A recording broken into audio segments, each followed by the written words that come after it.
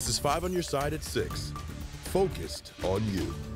Let's take a live look downtown and yet another dangerously hot day. Thank you for joining us tonight. I'm Ann Allred. And I'm Mike Bush. We're in a weather alert again tonight because of that excessive heat warning. So let's begin our coverage with Chief Meteorologist Scott Connell. Scott. Yeah, at least we can see the end of this heat. It's in sight. We just have to get through another 24 to 30 hours. And then temperatures will start to back off around the St. Louis area. Above 100 for the high temperature today across the metro. 101 officially in St. Louis. Looking out in St. Charles, you see very little cloud cover right now, and that was part of why we hit 101 today, just shy of the record. A few clouds yesterday. We had a thin veil that kept those temperatures down a degree or two. We're at 99 right now in St. Louis. You're looking across the metro area, mid to upper 90s, but we all know it's not just the heat. In this case and this duration of the heat wave, it's been the humidity, and that's pushing those heat index values above 115 in a few spots. Most of us are around 110 in the metro right now on the heat index. One more dangerously hot day. The peak heat index again tomorrow, 106 to 118. Part of the problem, we're not cooling off at night, and we won't again tonight. Low temperature this morning, 82, so that's going to be a new record high low temperature for the day. Probably have one tomorrow too. Relief though is coming this weekend. More on that in a few minutes, Mike. All right, Scott, it's a triple whammy. Heat, air quality, and allergens have combined to create a trifecta of issues for people with lung disease. Our Tracy Hinson spoke with an immunologist and an emergency room physician about what symptoms they've been treating all week. Tracy.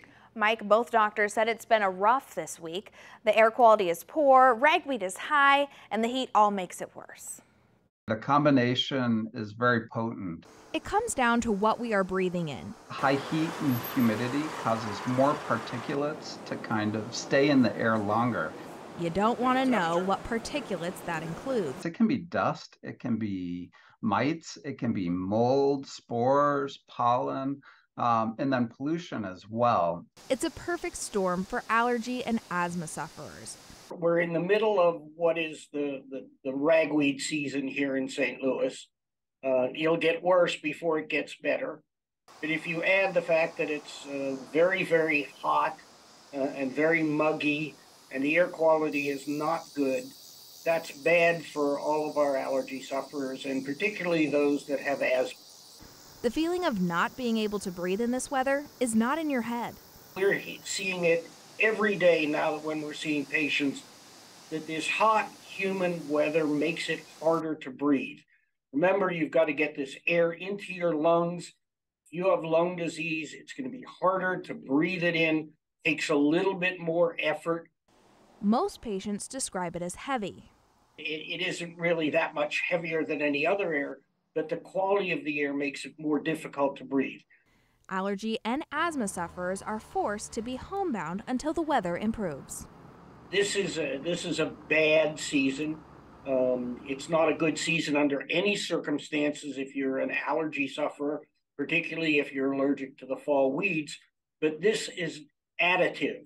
You've got allergies, you've got asthma, and now you've got really crummy, hot, humid weather, and that's not good for our patients, and they let us know.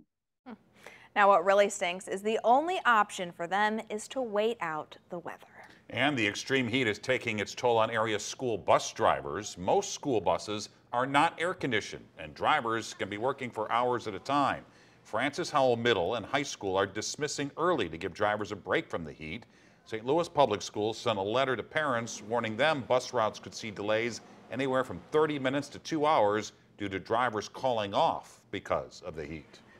The more people you're missing, then you're having to double back and cover those routes, and that can take time sometimes. So we don't know that that's going to happen. Could be everything will run on time. Probably not, quite frankly, again, with this heat, but we're doing our best to make everything go as smoothly as possible for our families. St. Louis public school leaders say they will notify parents right away of any bus delays. Those notifications will come through email, social media, and through robocalls. Tonight, Illinois State Police are investigating a traffic stop that led to a St. Louis man's death in Madison County. His body and a police squad were found in the middle of the road late last night. 5 on your side's Travis Cummings is in studio with what we know so far. Travis. And just a few hours ago, police released the name of the man killed. That's 28-year-old Kyrie V. Myers. Now, it's unclear if anyone else involved was hurt at this time. Just before 11 last night, state police say a Fairmont City police officer was pulling a vehicle over on Illinois Route 203. Moments before the traffic stop, Myers got out of the vehicle and began walking on that road. A Washington Park police officer then arrived to assist the Fairmont City officer.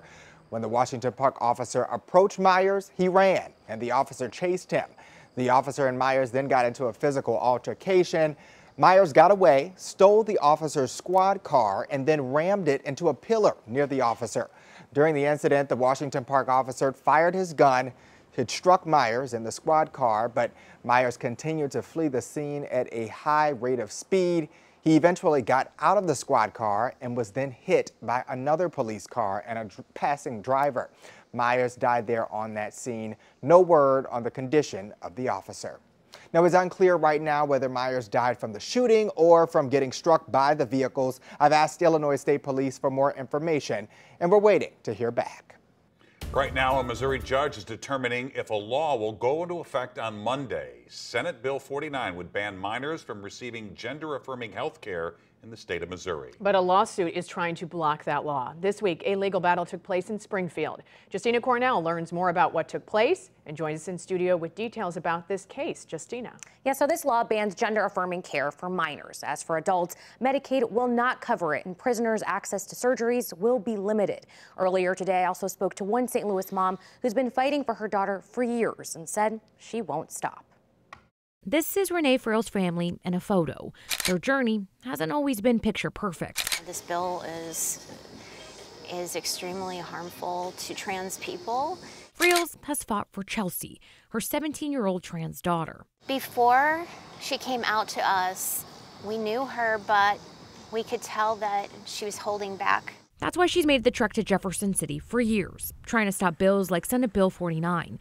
That bill has now become law, and it's set to start on Monday. Yet a lawsuit was trying to block it. This week, Frills was in the courtroom to watch the legal battle. It felt like the experiences of our kids was a sensational show. Plaintiffs argued the law unlawfully discriminates against trans patients because of their sex and trans status. The Attorney General's office counter-argued that it's not discriminatory, since this applies evenly to boys and girls. Missouri's Attorney General Andrew Bailey tweeted, "We feel confident after laying all of the evidence before the court over the last few days." 5 on Your Side also reviewed a recent poll by St. Louis University. 900 voters were surveyed. And so when we were looking at this, we found that Missouri voters were a lot more hesitant in order to allow minors to receive, say, hormone therapy or gender-affirming surgery. But we did find that Missouri voters were a little bit more split in terms of allowing, say, minors to have gender-affirming counseling. Political science associate professor Stephen Rogers believes this gives insight. In this, what we're kind of hoping to see is that it's like, okay, look, we want the legislature and the government to hopefully probably reflect public opinion in some way. And then with this poll and these results, maybe a lawmaker may recognize and it's like, let's not just ban everything. Frills is standing her ground for her daughter and others alike. She only pictures a bright future ahead. Our family won't stop being there for families. It is anticipated that the judge will issue a ruling as early as tomorrow, but before Monday. Now, if the law kicks in, it would expire August 2027.